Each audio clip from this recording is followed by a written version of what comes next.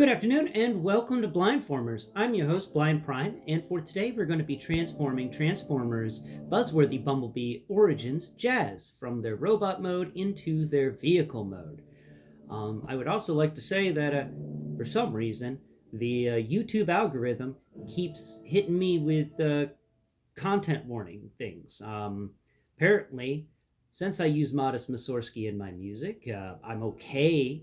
They're not like harassing me or anything. They're just letting me know that somebody else is using the music as well. And there's some artist out there who apparently is taking Modest Mussorgsky and converting it into modern music, which honestly, most modern music is trash in my opinion. But yeah, it's being converted into some sort of modern music, and the YouTube algorithm's like, oh my god, they're using it. And then the YouTube algorithm goes, no, wait, they're not, but I'm still going to leave a content tag on there. So yeah, it's not really affecting me because I'm using nothing but free domain music because I keep with the free domain music. I don't need legal trouble. I can barely afford to feed myself. How the hell would I afford a lawyer? You know what I mean? So yeah, we're not going to bother with that one.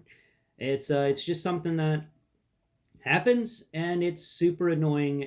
So if you see that I don't know if you can see it when you look at the videos, but yeah, those content strikes are simply for the fact that somebody else has converted free domain music into music that you pay for, and then the YouTube algorithms notice this.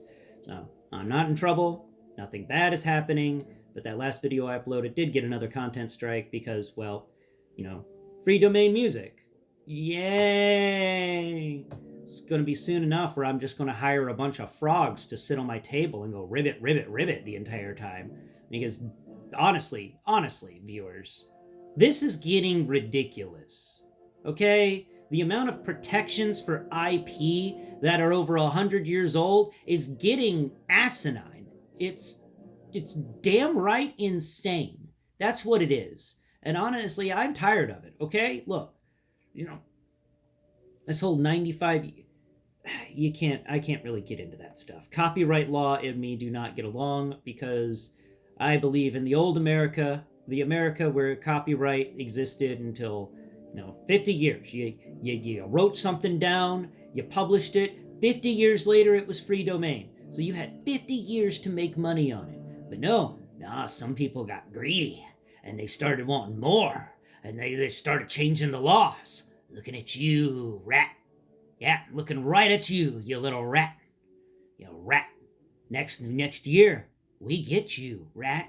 We get you in the public domain, and we're not going to be nice about it. No, no, no, rat. You're going to be heading into a world of unique things with your rat-based videos, in your rat-based economy, in your rat-based symbolism. You've ruined copyright law for all of us people who enjoy education and learning and broadening our knowledge. You've ruined it for us. You've made it almost impossible for things to happen like that. And honestly speaking, that rat can't be poisoned fast enough, in my opinion. But that's just me. I don't like the rat. Be straight and simple with it. But then again, I'm also a person who doesn't like most corporations because I think their late stage capitalism is terrible. All right, let's get into transforming this guy, and I'll stop speaking about my own personal opinions and beliefs.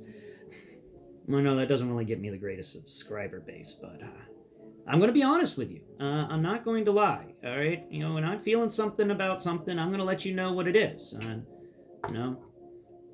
If that loses me subscribers and stuff, oh well, that happens. But at the end of the day, it is what it is. So let's get into this guy. All right.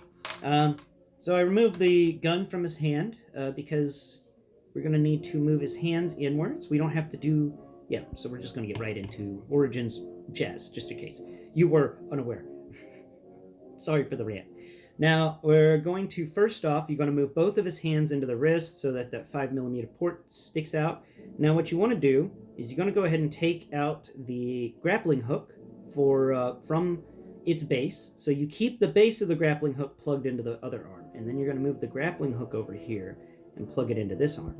All All right, now I do this just because there's no other real way to keep these items safe and secure in the vehicle mode. So this is honestly, in my opinion, the best way to do it. Just plug them into those ports, and now you're not going to lose the grappling hook or the grappling hook adapter. All right, next step you want to do is we're just going to kind of break off the backpack, move it up, rotate it out, get it all floppy. We're just loosening the joints up right now. We're just loosening the joints. Go around, disconnect whatever you can, disconnect, and make sure that it can move around, make it all loosey-goosey. All right, so what we want to do first is move after you've put the hands away, we're going to take his front piece, this grill, the Porsche grill piece, and we're going to take it and move it up, and it's just going to fit over his head. All right? Not really much we're going to do with that at the moment other than that simple step. Next move, we're going to then take his backpack area, and we're going to move it around. So we're just going to move the backpack all over the place. Just move it up for now, because we've got to get these arms. So now that the front of the vehicle, his chest piece, is put over his head, you got enough clearance here where we can now move the arms. But before we do that, I believe, I'm not too sure about this. No. Okay, cool. We don't have to spin the waist. At least I don't recall spinning the waist. So we can move these hands. You just rotate them into their front butterfly, which is visible now that the front panel's been removed. And both of these arms are going to lay across the chest downwards. And there's actually a spot to plug in. Let's see if I can find it. Where is it? I don't think it's here. Maybe it's going to pop up in transformation. But for now, we're going to rotate each of these arms at their bicep until we can put them at a 90 degrees angle away from everything else so that we can have free range of movement to mess with the legs. Okay? Now we're going to mess with the legs. Now that we've put the arms underneath, we've put the front of the vehicle, his little chest piece is folded up over his head, and all that stuff is going to click together. But now we need to move over here to the legs and get this stuff organized as well. So the legs are interesting. I have to say that. These are really interesting legs, and getting them to break right is... here it is. So what you want to do is you want to use your fingers and feel. You can feel that on the inside of the foot, on each inside of the lower leg, there is a hinge there. So that means that we come around here to the side of the foot, we go to the exterior of the leg, and hopefully, if we do this right, this entire side panel is going to break off. There it goes. Okay.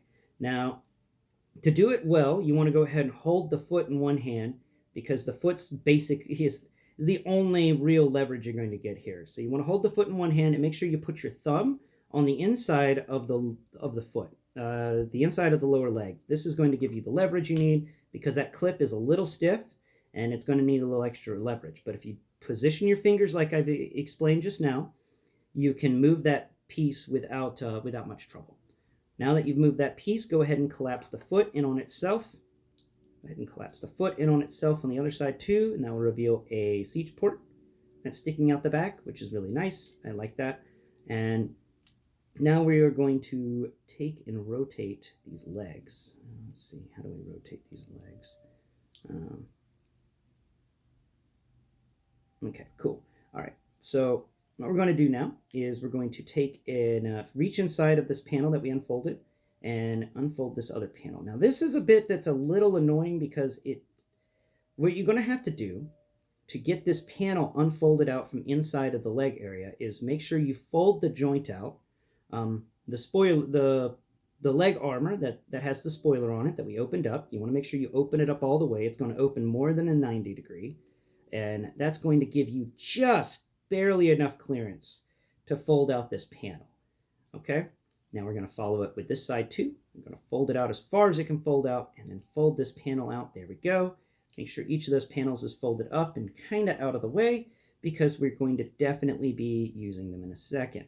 Next, we're going to want to move the leg the thigh is going to collapse inside the leg, like with the Studio Series 86 version of Jazz. Um, some parts of this are like the Studio Series 86 version of Jazz, and then a lot of parts of this are not. So this part is one of the hangovers, okay? So each of those thighs is put in there. It's a little clunky right now. It's a little crowded right now, but we fold over each of these panels. We make sure that this leg panel doesn't get in the way of the backpack. Go way back, backpack, thank you. Okay, so each of these leg panels is folded down, at least somewhat. And we're not going to finalize anything yet until we've started moving around this backpack area. And this stuff is going to fall into place. So his backpack is made of two pieces folded on top of one another, like the Studio Series 86 version. But unlike the 86 version, nothing needs to spin or rotate. This backpack just slips down and clicks into place and becomes a solid piece that's decently long. It stretches almost the entire length of this vehicle mode. Now that that piece is complete, we can then start rotating everything. And we're going to make sure this piece gets pushed as far like that it can. All right. Something's up here. What's going on here? Up, aha, there it is. So you need to make sure that you use the bar hinge that's on the underside of the front of this front piece here. Oh no, I hope I didn't crack it somehow. I don't think I have. And it's very difficult. You need to be careful with this backpack area. It's made out of some clear plastic, and it is a very difficult joint to get done and undone. You don't want to break anything. So we're going to push the backpack up over his head, and it's going to simply fit over the top of the chest piece that is now folded over his head, and that's going to fold into it so that the only thing visible are the headlights and the grill underneath this big grill for the front of his spaceship car mode. So that's done, and that's all folded correctly. Now we're going to line up the legs and these panels on the sides, which have gotten somehow screwed up. Okay, panels, there you go. That panel's freed from its prison, and this panel hasn't been imprisoned as well. Let's get that free from its prison. Okay, both panels are unimprisoned, and now we're going to go ahead and connect the back legs together. Make sure that's solid. Yep. I do like how all this stuff connects together. They liberally use connection points all over the place. It's beautiful. All right. I love me some good connection points. Okay, so those two pieces are in place, and now we're just going to fold down this this car top area. And there we go. Make sure it's folded into place. It's all going to slide in, and you're going to discover that it really fits well with one another. It just doesn't look that way at the beginning. There's some gappage here, but this gappage will disappear shortly. We just have to pick this piece up again. Oh my god.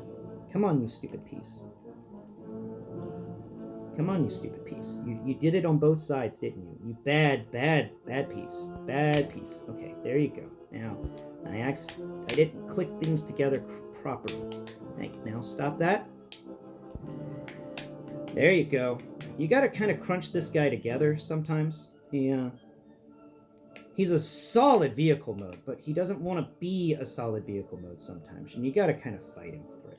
Now, there should be some, if you feel on the underside where these arms are, you'll find that there is two horizontal pegs that are like little lines, one on each of the leg areas. And if you feel around on these hands, you can find, and I don't remember exactly where it is, so it may take you a moment to find it, but there is a slit cut into these arms so that you can combine them together with that piece. So you just gotta use your fingernail to find that slit. And once you find it, there it is. All right, now that you found it, which it's actually on the inside of the bend on the elbow, so we're going to rotate the arm around so it lays flat on the ground, and then that piece should just click into place. Hey now, you didn't click into place. That's a bad piece. There you go. Yeah. All right, now this one, we're gonna rotate the arm. Don't you pop out, you stupid. Don't you pop. Don't you. It did it anyway. All right, so we're just going to rotate this arm around. We're going to lay it flat down here. We're going to make sure that clicks into place. And that clicks into place. Oh, I love the clicks. And then we're going to click that. Hey, you stupid side panel. You didn't click into place. How are you supposed to be a car if you don't click into place? Hey, now side panel. Side panel. You don't want to... You're messing with me now. All right, there you go, side panel. That's right. Okay. Now we're gonna click both of those pieces into place on the underside, and they shouldn't move. They shouldn't move. That one moved a little bit. Okay, there it goes. It's clicked into place now. All right. So, to make sure you know how to rotate the arms so that the pieces fit into place properly, I know, and it's weird, I assumed otherwise, but the part where the hand folds into the side, that part that used to be hollow will be sticking out, will be visible on each side because of the way the horizontal peg hole was.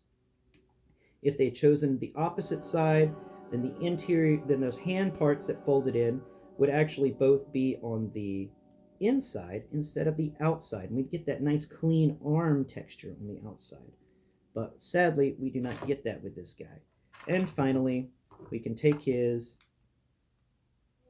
weapon, his gun, and plug it in. And there's still a little gappage there. There it goes. Yay! All right, now it's finally done. And that final click of satisfaction, and then we can take the side peg for the gun and we just plug it into the top there. And that is Jazz, transformed into his Cybertronian Speedster mode, or something. Cybertronian Porsche? Space Porsche? It's a space Porsche. Yeah. I think that's pretty posh. But that is how you transform him. It's a fun transformation. It's definitely different from the Studio Series 86. I think it may be a little more difficult than the Studio Series 86, and I really appreciate the liberal use of tabs to allow, it may be difficult to get all of those tabs to sit in place in the correct way, but once you've got this guy together, it is together in an excellent vehicle mode that is sturdy and won't just flop around. So overall, this has been one great transformation. If it was a bit more complicated and a bit more interesting, I'd give it a 10 out of 10.